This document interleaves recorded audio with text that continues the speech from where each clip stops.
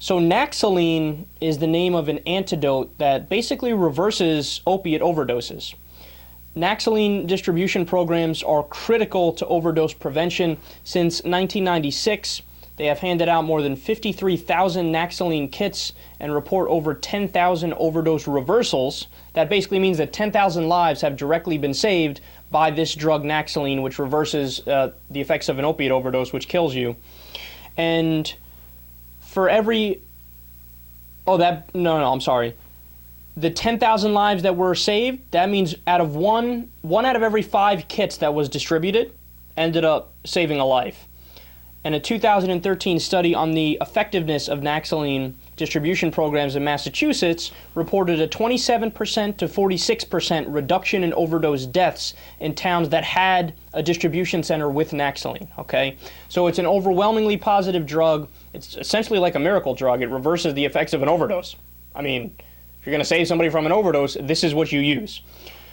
So around 2008, companies stopped producing and selling Naxaline, and it got to the point where there was only one major company left doing it, a company called Hospira. So around 2008, since they realized they were the last one standing on the block, they lobbied the government to try to get the rights to have an official monopoly on that product. The government granted them that monopoly on that product. Now, you think maybe that has something to do with the fact that they lobbied the government and ended up giving the politicians a pretty significant amount of cash? I'm not sure. Let me think about that. I'll get back to you. And then what ended up happening is as soon as they got the official monopoly, they jacked up the cost of Naxaline by 1,100%. So that same year that happened, in 2008, drug overdoses surpassed auto fatalities as the leading cause of accidental death in the United States. So it got to the point where it was so expensive, it prohibited a lot of smaller clinics around the United States from being able to purchase it and use it. So as a result, overdoses increased, and there's been more deaths because of that. Now, this is an amazing story to me because it shows you exactly the problem.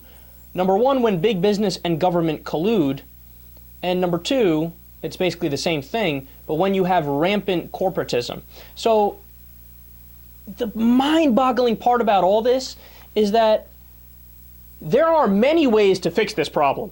You could have either gone the route of like Britain does or France does and have a universal healthcare system that funds everything, no questions asked, so you would have had the government be able to pay for the Naxaline around the entire United States. That's one way you could have fixed it, right? And then the other way to fix it would have been capitalism. Would have been you don't grant them a monopoly, you allow competition in the marketplace, and then as a result you have the prices go down and the quality of the goods go up, like the typical laws of capitalism would demand, right? So if we had either been capitalists or we had decided, well, let's have a government-run system, either one of those would have made it so we didn't have this tremendous increase in deaths, and we didn't have this tremendous increase in the price of Naxaline, right? But what we ended up doing was the worst of all possible worlds.